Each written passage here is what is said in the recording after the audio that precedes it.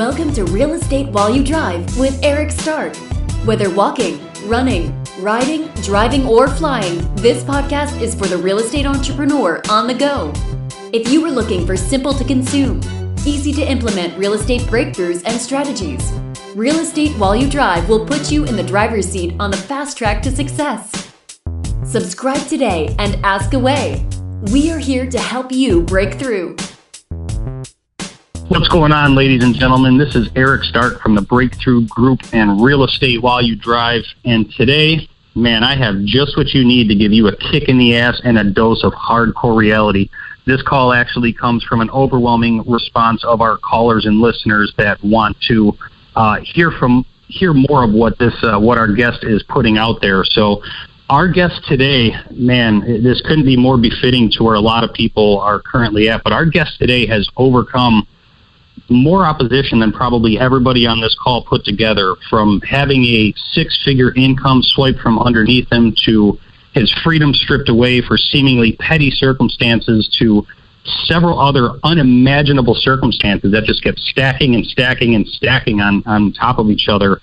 But today's message is what America needs to hear right now. There's a lot of people going through some opposition, and everybody wants to see the story of the underdog that just didn't take no for an answer and absolutely is crushing it in life. So in light of overcoming life's most difficult challenges, our guest has transformed those experiences and his energy to start crushing it in every area of his life, including building a seven-figure empire, crushing it as a parent, being a supportive husband, giving his gifts at full capacity, and transforming lives in the process. I am blessed to have the certified badass, official hardcore closer, Ryan Stewman. Ryan, welcome to the show, man. Man, that's one hell of a intro there, man. That's probably the best intro that anybody's ever introduced me on an interview before. So, high five there, my man. I appreciate that, Eric. Oh, man, we appreciate having you here, man. Give us talk a little bit about Ryan for a minute, man. I know you're not a boastful type of person, but man, you are radically giving gifts at full capacity. Let's talk about Planet Ryan right now. What's going on in Ryan Stewman's world? You got a lot of things moving, man. You got a business that's building. You're moving homes. You're raising kids. You're a husband, man. You are jamming. Yeah, I got a jam-packed schedule. That's for sure, man. But I have a lot of energy. You know, I think that the universe trusts you with only what you can handle, right? So, but I do have a lot going on. You know, it's pretty amazing, man. In the last 2 years, I've become a 3-time best-selling author.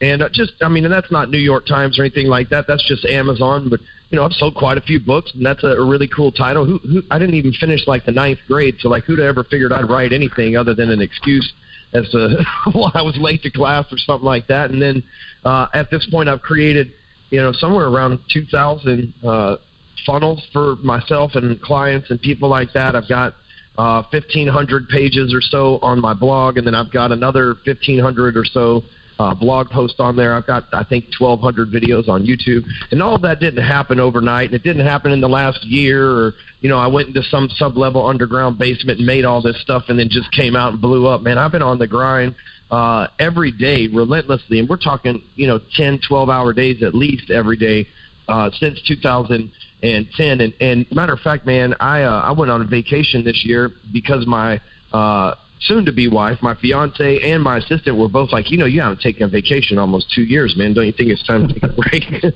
So it's come from years of hard work, but at this point, we're at this, I won't say a tipping point. I believe that we've already passed that. But we're at this really momentum point in my life, really, with everything that's going on. It's actually really cool. It's like, one day, Eric, you're working and you're like, dude, one day all this hard work's going to pay off, right, if I just stick through it. But, you hear a lot of people say that, and most of them, it never paid off for them because they never made it to the finish line, right? It's like all this hard work, training for this marathon, and then you hit the wall on mile 13 and quit. And somehow, man, I just kept running.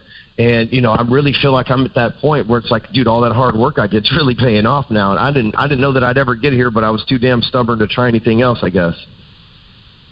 Yeah, dude, man, everywhere I look, there's just Ryan Stewman everywhere. On Facebook, you're in the Huffington Post, you're on every article across the internet right now. You're absolutely blowing it up. But what I love from my perspective you're changing lives, man. You're not just making a name for yourself, but you're absolutely changing lives. So with that being said, I mean, you're in the process of still, I mean, to have 2,000 funnels out there and 1,500 blog posts and thousands of videos, you are creating a ton of educational content right now. What really has you excited right now? Like, what's keeping you, working late, getting up early? What really has you excited to move into the next phase of where you're going? Well,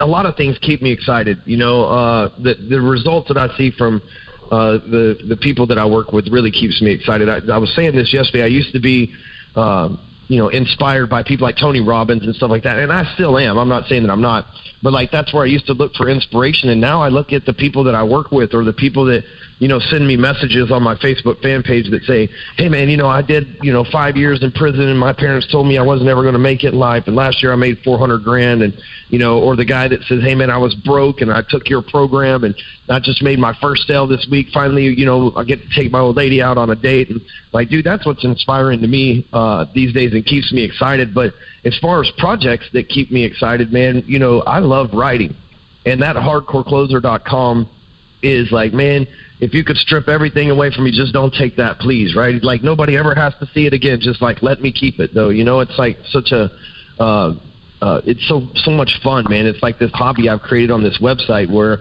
I just get to talk about my feelings and stuff. I mean, literally, I get paid to be like I'm writing a diary or some shit, right? I should start every blog post off with Dear Diary, because I'm really preaching to myself on there more than anything else, right? I'm like, oh, there's a lesson learned, Ryan. We need to write this down so we'll have it one day in the future to remind ourselves. And then obviously others get to share in those experiences as well, man. But I really, that's what keeps me excited, is coming up with new ideas to write. And man, as far as I know, there's not too many people out there creating as much content as I am. But again, I really like creating the content, so that's where I stay in my zone of genius. And I've got people on my team that try to make it to where that's all I have to do. Is because that's what I enjoy the most. I enjoy that and selling stuff. So I make sales and content, and then I try to delegate and hire out people to do every other part of the business at this point.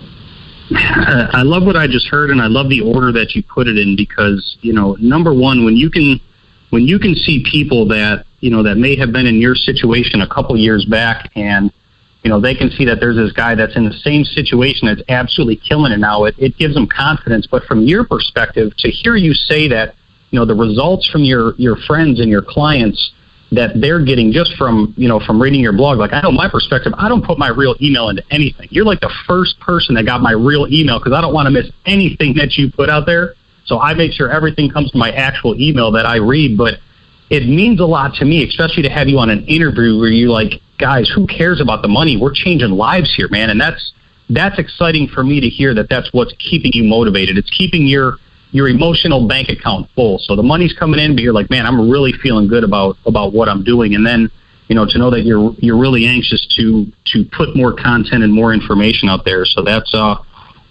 definitely unique, man. You don't, one thing I can say is there may be a lot of people that are putting content out there, but they are definitely not doing it with the authenticity that you are. I think that's what draws people to me. That's right.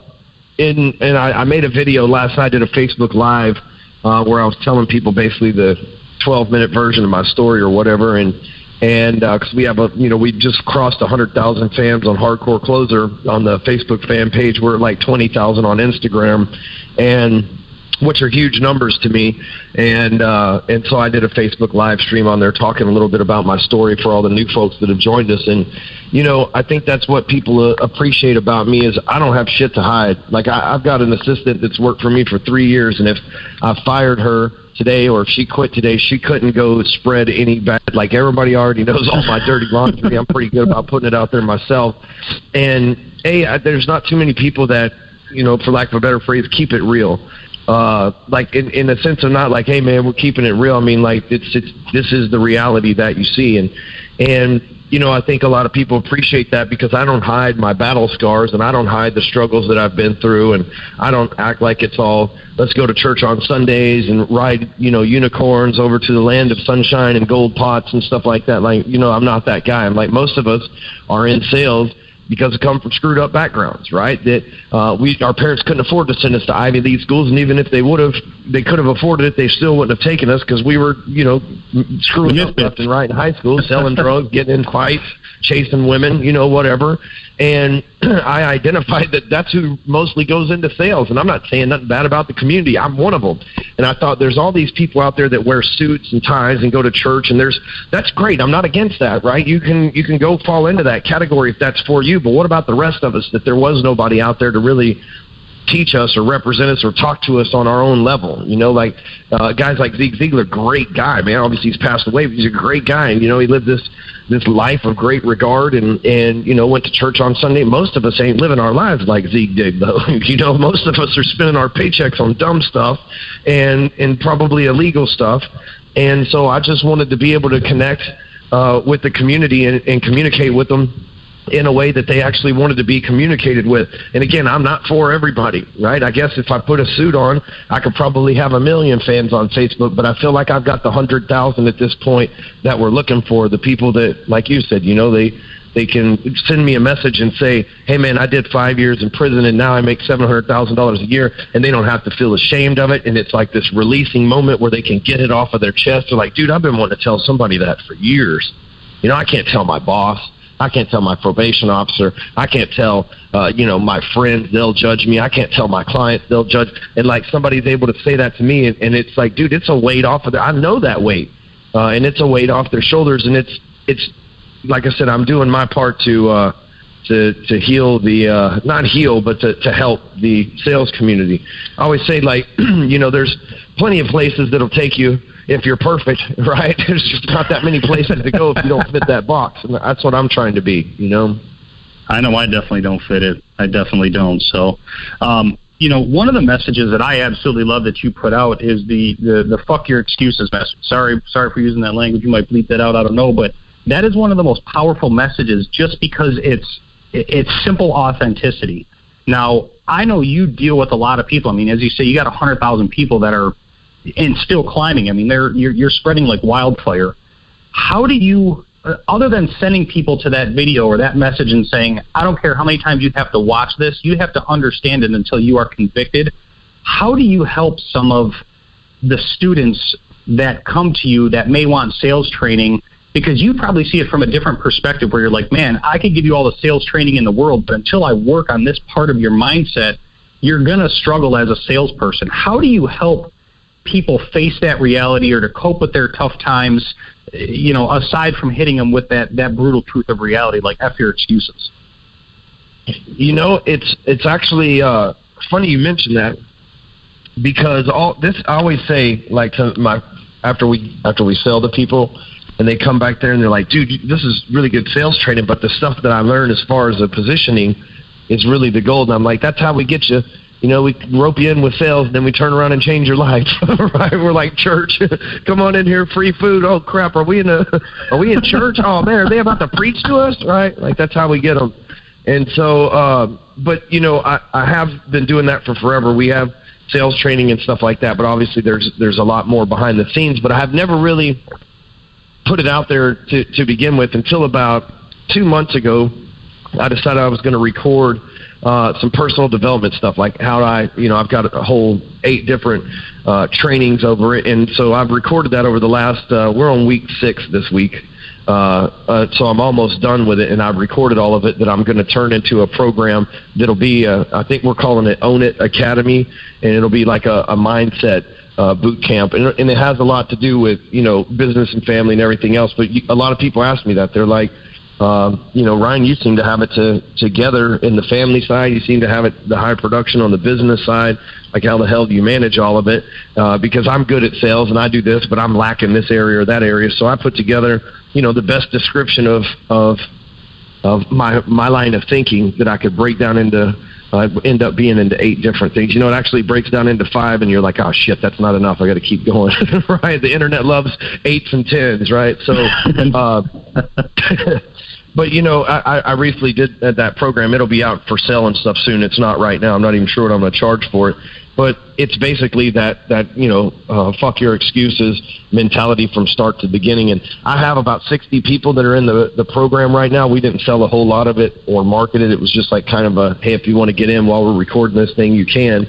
And so we have about 60 people in the program, and many of them are repeat clients that have bought 5 or 6 different programs for me. And they say, hey man, this is the stuff we really needed all along. This is the best thing that you've done. This is really awesome. This kind of mindset, along with your lead gen and sales stuff, man, it's really like a trifecta for this. So I'm actually pretty excited to maybe help some people in ways that I didn't realize I was really worthy of helping them before, So I always thought, hey, you can take good sales advice from me, but who the hell would want to take life advice from a guy that's been to prison twice, divorced 3 times, adopted, dropped out of school? Like, apparently I've made a bunch of bad decisions. I don't know if I'm the go-to guy, but at this point in my life, those are all, stepping stones and learning lessons for me to get where I'm at. And the experience that I've gained from making all those mistakes is worth 10 lifetimes of an education, I believe. It's just like building a business. Someday this will pay off. I was sitting there in prison reading books, trying to get educated, trying to get my life together. And I was telling myself, even then, someday this is going to pay off. I had 400 days that I had to sit in federal prison. So I read a book every single day. I got up, I read the Bible 4 freaking times. I'm not even a Christian. I read like everything I could get my hands on, just trying to educate myself and learn and everything else. And I made the most of my time. And it wasn't always fun. I could be out playing basketball or watching Maury Povich with the rest of the weirdos in prison, right? But I told myself, hey man, focus. Not focusing is what got me in here. So if I focus on this, it'll be worth the effort when I got out, right? And again, that's experiences, the reading and the actual time that I did. It's been some experiences that have carried me through a lifetime, Again, man, it's the transparency that I absolutely love, and I think you just summarized the next question that I was about to ask you, which was, what was your anchor or motivator when you were going through those times? Like, for everybody listening to the call, if you don't fully know who Ryan is, look up his story, and I'm not kidding. There's things that have happened to your life that the majority of people literally crumble. They give up and they call it quits. They choose not to get out of prison or reform themselves, or they just run and hide. Like, you've dealt with some unbelievable opposition, and not only opposition, but opposition that just kept stacking on top of each other. What did you find within yourself, or what did you anchor yourself to that says, this is where I'm at now, but I'm never going to stay here? I mean, it takes something radical to pull yourself out of that kind of situation. If you could share a little bit with that, I'd love to hear it. Well, I think it all, not to go too deep or whatever. And I'll give. I want to hear the deep. Give me deep, man. I don't want no surface answers. I want you to go deep. This is a deep topic. Well, I'll give you the catapult method when we get done with this. So don't, in the sense of I'll explain to the audience and yourself what it is. But here's the thing: when I was adopted, it's like it's just a name change. It was more than that. I lost my identity. Right when I dropped out of school, it's like I don't associate myself with education. I don't need it. These teachers, half of them aren't even right in the things that they say anyway. And, because I had real-world experiences that some of these teachers didn't. I had real-world experiences at 13 and 14 that some of these, college-educated, $30,000 a year teachers had no idea about, right? Life experiences they'll never gain. I'm not knocking teachers by any stretch of the imagination. They're needed out there, but they're just like anything else. There's an 80-20 rule. 80% of them suck. Right? That's just how anything. Why would that be different? Just like at police or fire or anything else, it sucks to say that, man, but that's just the 80-20 rule. And so, each time I've had to go through these traumatic instances, I've been dead. I died. I overdosed on drugs, which is how I wound up in prison in the first place, right? So, I've had to go through each one of these things, and I was like, you know what? There's always an end to this. There's always, some people, I've even had, clients and employees and stuff say this, dude, this is it for me. This is the end of the world for me, man. This is the major, I'll never recover from this. I'm like, bro, how the fuck can you say that? You're not dead, right? There's always a way out of shit, right? Like you ever watch movies, right? Those guys always figure a way out of things in the movies, right? The good guy always wins. You think he's dead, but there he is again. All of a sudden he's winning, right? Like that's how it really works if you're on the good side, I believe, as long as you don't give up. And so with me, I've got this system that, now I've systematized it, but, I've spent a lot of time obviously thinking of things to write, sitting in prison, thinking about the wrongs that I've done. And, I've put together this process that I've used over the years, and I didn't have a fancy name for it or anything like that until recently, because that's, again, the internet loves fancy names and systems. And so, but really, there's a process that I've gone through all these years. I wrote an article for Addicted to Success. I don't know if you've ever read that. It's a great website. Love that thing. And I talked about this. So I call it the catapult method, right? Because the catapult, there's a massive amount of stress that pulls it pulls the arm down and the ammunition that's in the bar. There's there's so much stress and tension on the rope that's holding the catapult down, right? Until all that tension's released and it just launches that ammunition forward, right?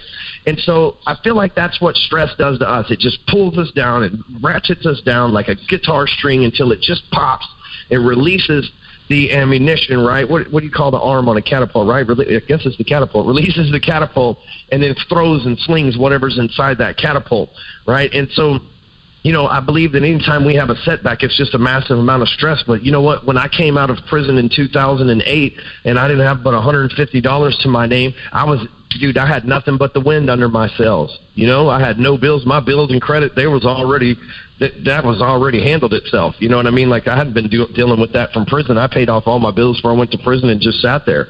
So I had no bad credit. I didn't owe anybody money. I didn't have any debts, and I had $150 in my name.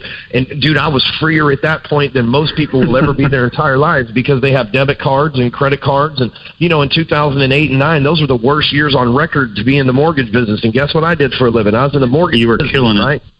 Man, I was killing it, and I had but again, I was at this massive momentum. The catapult had released and slung me so far forward because I had no debt. I could take all the risk in the world. I had no kids, no family, so I could work 24 hours a day, and I was able to catapult myself in there. So here's the acronym breakdown for catapult. So, there's always an end. So C is commit to working through it, right? You're in a situation, just commit to working through it, right? A lot of people, they get, and they, like I was saying earlier, they believe it's the end of the world, and they fold under pressure, right? No matter what it is, you can get through it, right? If it's a massive amount of debt, if it's a job that you lost, a baby on the way, loss of a loved one, whatever it is, you will get through it, and you got to commit to getting through it.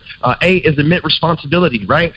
So many people don't take personal responsibility. So if you commit to working through it, and then you understand what it is that you did that caused it by admitting yourself responsibility, that's huge. You're like, I'm going to get through this. Here's what I did to cause this. And then T, you tell yourself it's temporary. Again, that's just telling yourself that you're going to be able to see this whole thing and make it through. Then A, what I've done is, and I have a really good way of shutting this down, is A is act as if you've already worked out of it. And so, if something's happened to me and I've got to work my way out of it, I don't focus on the problem. I act as if the problem didn't exist, and I do the work that needs to be done to make sure that problem ceases to exist, right? Because here's the thing. If we'll never feel like doing what needs to be done. We have to do what needs to be done until we feel like doing it, right? We have to act our way into things. P, put yourself in a position to win, right? A lot of people put themselves in a position to lose. They'll sit back and cry. They'll quit. They'll start all over. They'll give up. They won't address. They won't take responsibility. You utilize every ace you have. I learned that from a magician friend of mine. He's like, hey man, when you're playing cards, you play every single ace that you have. So in any situation, we can get caught up and be in a situation where we're in a lot of debt. Like I said, loss of a loved one, we're having to move, tragedy happens, you lose everything, your business implodes, whatever. There's always a network that you have. There's always an ace you can pull. There's always something there's always a hustle that you can do to get ahead of that. Then let the stress and tension build. That's L. Let the stress and tension build. The good thing about stress and tension, man, is when you're in a catapult, there's only a matter of time before it pops and releases you with your momentum going forward, which leads us to T, trigger the momentum. I try to find that trigger, that one thing. It's like, hey, if this happens, then boom, it's released. Right? And so when I'm committed to working through it, which we talked about in C, I'm always looking for that trigger. Like, what is the one thing? If I sell this $30,000 piece, that pays off all my debts, and I can move forward with momentum, debt-free, scot-free, ready to rock and roll. Right? Like, I look for that trigger because I identify the trigger. I need somebody to pull it. That is powerful, man. Gosh, is that powerful? Yeah, I'm going to post this underneath the call for all the listeners, just so everybody can have that breakdown there. That is, man, that is definitely some laws and principles to live by, man. That's when did you develop that? I mean, is that when you were in prison that you kind of came across that and put that together, or was that something recent? No, when I was in prison, I was just doing my time. But what's happened is, a lot of people have asked me how I've got through some of the tragic events that I've had to do, and I wouldn't say they're tragic, they do, and they asked me how I've gotten through them, and I've always thought, like, what was it that got me through? Because I remember walking around the prison yard and people be like, what the hell is this dude smiling at? Is he snitching on people? Is he gay? Right? Maybe that's why he's happy to be here, right? Because I knew, man, hey, man, I'm going to commit to working through this thing. It's just 15 months. I get to the other end. As soon as I get out, the trigger is for me to get a job in a bank and close my first loan. As soon as that happens, I'm on the ground running. I got an apartment. I got a car. I can get everything that I need. I just need to get out, get a job, and close my first loan in that job. And that trigger right there is what's going to set me free. And that's what I started plotting in prison. And I didn't think that ever in my wildest dreams that I was going to be sharing stuff like this with guys like you, Eric, and your listeners. So this wasn't part of my plan. My plan was to be a banker, right? And so, but as I've got into this business where I share experiences and create sales training programs and write blog posts, I've taken a lot of time and thought to put this system together. It's like, well, here's the steps that I went through. All right, how can we make it sound cool and make it make sense, right? And that's where I came up with Catapult. So it wasn't like I was sitting in prison going, dude, I need to commit to working through this. I was in prison going, I'm going to get through this shit, right? No matter what it is, I'm going to keep a smile on. I'm going to get through this shit. I screwed up. I shouldn't have had the gun in my house. That's why I'm here. I'll make sure that I'll never own another gun the rest of my life. Okay, that's taken care of. That was my bad. I didn't get to explain it the way I want, but that's cool. This is only temporary, 15 months. I'm 28 years old. I'm going to work through this. And listen, I'm going to put myself in a position to win when I get out. So I'm going to work out. I'm going to eat healthy. I'm going to look great when I get out. I'm going to be well groomed. I'm going to be on a great routine. I'm going to be used to waking up early. I'm going to be used to staying up late so that they can utilize me in whatever job they'll give me when I get out. When I got out, I hit up everybody in my network. I hit up and pulled every ace that I have. Who do you know? One of my friends got me a job at the largest bank in Texas. And I got there, worked for the first month. I had to go through a rigorous interview process because of my 2 felonies on my background. And I let all the stress and tension build because I knew as soon as they said yes and stamped those loan papers for me for my license, that was the trigger that I needed to make sure that I was going to win on the end. Game time. Enough. Game time. That's it. Yeah, it's game time, man. Man, I absolutely love it. Moving forward, this is a question from one of the listeners. Is so many people are out there trying to figure out an algorithm or a system or a process, or so many people just don't know how to spend their day to get to where they want to get to. So walk us through a intense, hardcore day of Ryan Stewman. I mean, do you practice productivity things? Do you I know you swear by your digital calendar. Like, that thing is loaded up. You live by it. It tells you where to go, what to do, when to be there. What can you share aside from walking us through a hardcore day of how you get so much stuff done? Yeah, absolutely. So there's a couple of magician tricks that I'm pulling on you too. It hasn't always been that way, but it is now. But here's the thing. I do live by this digital calendar. I use a company called Schedule Once. No, I don't have an affiliate link. Just go buy it from them. If I did, I would have given it to you. Schedule Once, you can go to meetme.so.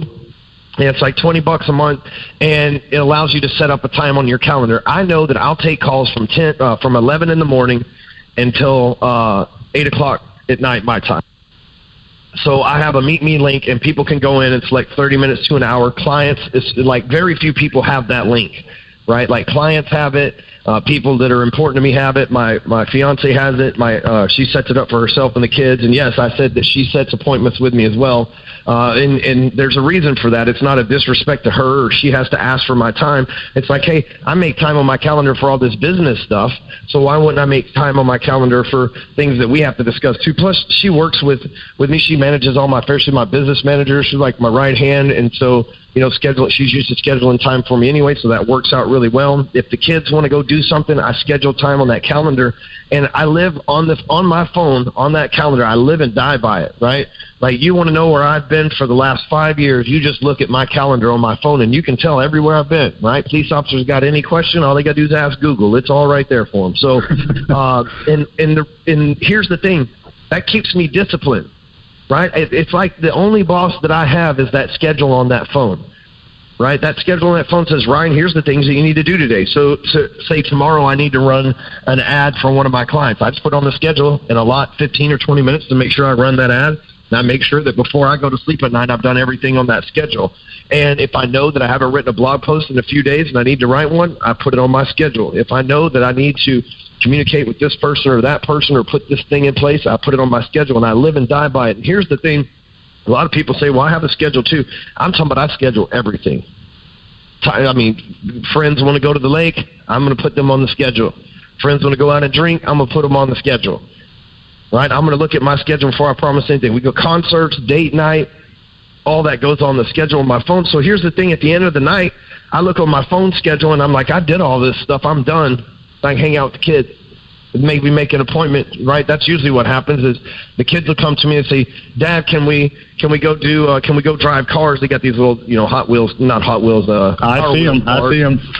Yep. And they say, hey, can we go drive cars? I say, man, I'm busy tonight. But look, it looks like I'm open at 6:30 tomorrow. I'll put you guys in here, and at 6:30 tomorrow we'll go drive the cars, okay? Right? And they're like, okay, cool, that works for us. And they just go back to playing. And then at 6:30 tomorrow, I go down there and we ride cars together. But I made the time for them. And at the end of the day, I can look when I'm in bed and I can say, hey, I did everything that was on my calendar today. And I can look at my calendar for tomorrow and say, okay, my first thing comes up at 10 o'clock in the morning. So if I wake up at 6 a.m., I go work out. And I'm done working out by 7. Done working out, shower, and all that by 7:30 or so in the morning. Then it's easy enough for me to knock out 2 or 3 hours worth of work that's not on my schedule. That's reactive work, right? So people sending me chat messages, which I get a lot. You think you get a lot of emails? You have no idea how many Facebook messages 100,000 people will send you every day.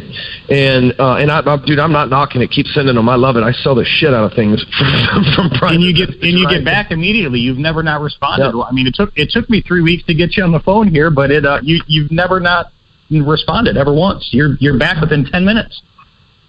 And you're a prime example. We wanted to do this show. I sent you the link and said, get it on my calendar. I live and die by this thing. Select how much time you need, right? Boom. That's right. I showed up right on time with the right numbers. Didn't miss anything. So it's the same principle I showed you, firsthand. So that's one thing you'll always notice about me, man. If I'm telling people to do something, it's what I do, right? I never deviate from the plan that I share with folks. So, but anyway, back to this. And so, that gives me 2 or 3 hours between, let's say, 8 o'clock in the morning to that 10 o'clock when I've got my first thing to, let's say, 2 hours right there for me to have a good window to do stuff. Or maybe lately I haven't been waking up at 5 anymore. I've been a lot less stressed, so I can sleep a little bit more. And so, but there was a time where I was waking up at 4:30 or 5 every single day, man, because I would be done working out by 6, and from 6 to 10, I had 4 hours worth of time that I could just get in there and crank out content and do all my reactive work while people are asleep. Right? If I'm doing all the reactive work, replying to messages and everything else from 6 a.m. to 10 a.m. where most people are asleep or stuck in traffic or just getting started at work, then guess what? It's going to be less reactive stuff that I have to do because they're probably not going to reply to me. I can give them my reply and move on. And then at the end of the day, because they'll probably see it at some point during the day, and at the end of the day, when I've finished all the stuff, the family things, the date nights, whatever I have going on, work-wise and home-wise, then I'll go back and do a little bit more reactive work. So I don't have TV. Like, we have TVs. We're not like living in the cave. We have TVs, but like we watch Netflix for the kids and stuff. It's not, we don't watch, we haven't had cable in 2 years, right? And so we have an Apple TV, so if the kids want to watch Fireman Sam or something like that, they watch it on there. Occasionally, Amy and I will sit on the couch, and I might let her cuddle with me. She's warm, so I don't know. Sometimes it doesn't work out. But anyway, occasionally, Amy and I will sit on the couch and watch a movie together or whatever. But we're not big TV people, that's just not our thing. So we'll probably watch the Tony Robbins deal tonight. But we're not big TV people, so it's not our thing. And, so I spend my time, instead of on TV, I spend my time working. I sit over there at my desk in the study and I type stuff and respond to emails and create things and make videos and stuff like that. And to me, that's a lot more fun than anything that's on the TV anyhow. And so I've just kind of made that a habit. I got that from really, Eric, from prison, man. In prison, I didn't want to go down and watch TV in the day room Because A, that's where people kept getting stabbed, and B, that's where people arguing and fighting. Like, it was always over who wanted to watch what channel or listen to whatever, right? Those are the type of things that got dudes, alpha males, into fights. And I'd just rather not deal with that stuff any more than you already have to anyway. So I never watched TV. Man. So it was never a thing for me. So it's funny that that's a habit that I developed in prison that just I never really needed again out here. It's the same. And then, when I worked for the car wash, we were putting in 12-hour days and there was no TV there. And so I just TV's never really been a big thing to me, but man, do I love the phone and computer. I freaking love it, man. To me, that's like a video game. I don't know why, but I feel like some people get really drawn into video games and stuff. Man, I'm just really drawn into things on the internet. That's my video game, I guess. Hey, you just dropped some pure gold nuggets, man. I can definitely relate to what you say about not having a television. We are not missing anything by getting that out of their life. But man, I got a lot of good gold nuggets that I'll be posting below for anybody that wants to follow up with some of those action steps. 2 last questions, man. I know you got a lot of things going on. I want to talk a little bit about because, man, it seems like you're coming out with content so rapidly, and you're doing an excellent job of hearing the unheard and seeing the unseen. So when somebody comes to you, you may meet with your team and say, hey, I'm starting to hear a lot more of these commonalities between people. What is your process or your strategy for taking an idea from vision to development? When you have an idea or you're like, man, I'm just starting to hear more and more people tell me this is what they're struggling with. Here's the idea that I had, and then you get it to become a product. I mean, it looks like you and Patrick seem like an absolutely incredible marriage. You guys are badasses together. If you could share with that, the internet loves stories and processes and, number 7s and 8s and 10s. What's your process or strategy for taking an idea from vision to development? Well, I actually have a program where I taught some entrepreneurs how to do that, like basically my whole business model behind that. And because a lot of people have asked, it's called Competition Demolition. For those listening, if you want to check it out, it's competitiondemolition.co.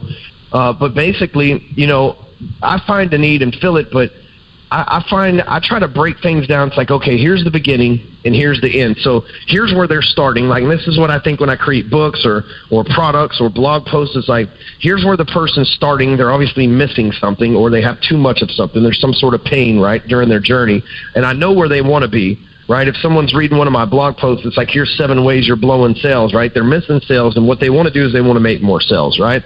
So what I do is I've got a beginning and an end, right? The beginning is that they're messing up and screwing up and not making as much money as they should, and the end of it is that they've got it figured out and everything's working perfectly for them. So then I start filling in the blanks. Well, what would they have to do on the way to that journey? Well, first of all, they would have to learn to ask questions instead of talking too much. Second of all, they'd have to know when was the right time to position themselves to ask for the offer. So I address that and so on and so forth.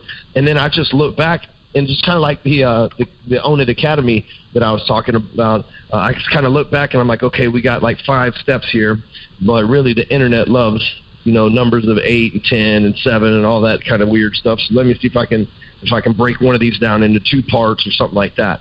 So because, the way that symmetry on the internet and all that stuff looks, if you had like a 9-module training thing, it would just look weird. So it's just not common numbers, right? But that's basically my system. These days I've got a big audience. We got 30,000 people in the Sales Talk group. We've got 100,000 people on Facebook, 20,000 people on Instagram. So I get a lot of people that suggest stuff. Anytime that I don't have an idea for a blog post, I'll just post back there in the Sales Pro group and say, hey guys, give me some headlines that I can use. And that's what happens, right? They'll all give me some headlines, and I'll just write the stories around them. And really what they're doing is they're saying, oftentimes people are like, y'all just might as well write it for them as well. And it's not really about that. What it's about is, they've given me that headline. That means it's something they want to know about, right? And so I'm going to write 1,200 words to fill them in on it. Yeah, you're definitely reading between the lines. What kind of team do you have? I mean, do you have a huge team? Is it a virtual team? Is everybody local? What's your team look like? Well, we slowly but surely stacked on. We've got about 20 affiliates right now, 15 affiliates, sorry. Yeah, we got 15 affiliates right now that are people that sell our stuff, and then it's me and Pat, Roxanne, Lindsay, and Amy. So And that's like a social media. That's like a social media manager, a customer relations person. Yes, Roxanne's our sales manager. Lindsay does all of she's basically my operations, like the stuff behind the scenes for me personally. Amy runs my businesses, not just Hardcore Closer, but some of the other ones too. Making sure we're right with our paperwork and all that kind of stuff, contracts, the details. Pat does all of our tech stuff. So, okay, yeah, it looks like you would have a team of about 100 people with the amount of content that you guys are pushing out of there, man. It's absolutely incredible. I know we operate on different time zones, but it's like you got 48 hours in a day, and I only got 24 over here. So you guys are crushing, that's all man. Me. No, that's all me. Like, nobody creates the content or anything like that other than me. But I have all of those people, which buys me the time to create it all myself, you know? Absolutely. If I write a blog post, I'm not designing the graphics to go along with it and uploading it to my blog. Like, I've done that for years, but nowadays I write a blog post, I write it in Evernote, and I send the link over to my editor, and then she adds everything up to the blog. She makes sure all the SEO stuff's in there. I personally trained her on how I do it. She knows how to write the headlines for them and everything else, upload the pictures. So all I do is I go find a picture off the internet that I buy for, so that it's legal, obviously, for the blog, and after I've written it, and then I just turn it over to her, and they make magic happen and schedule it and everything else. So, and if people want to go through that process, blog posts. Oh, sorry, go ahead. If people want to go through that process and have a better understanding, the Competition Demolition will show them that. They can go to the site and get that? Yes. Awesome. Well, my last question, man, I know this is probably the most powerful question you've ever been asked, but I think it's probably the reason you get so much stuff done. Is it sativa or indica? We got to know, Ryan. We got to know. In the morning, it's definitely sativa. That's like the best time to, wake up and get everything going. It's good with your coffee. And really, that's my favorite. But in the nighttime, sometimes, and especially if a busy day, the indica will slow you down enough to where you can get a good night's sleep. So I know you need your rest, man. You got to rejuvenate, or else we can't run on full throttle forever. So, man, I just want to thank you so much for your time today, dropping some absolute golden nuggets. I know I learned a lot. I'm going to be debriefing after this call. How can people get involved in your world? Where can they find out more about you? How can they start taking action toward the life that they desire through Ryan Stewman? So find me at Clyxo.com/closer. That's CLYXO.com/closer. And, hey, while you're there, sign up for that, right? I own that company. It's free. We don't have anything to sell you. I own the company 100%. I'm not even going to send you an email other than if you ask for your login or something. Like, it's not anything like that. It's you'll see it's an awesome platform. It's a great platform. Got I love it. All my contact information right there. You can reach me however you want from that page. And then you can do the same thing. It just makes your life a little bit easier when it comes to being able to be found. So Clyxo.com/closer is the best place to find me.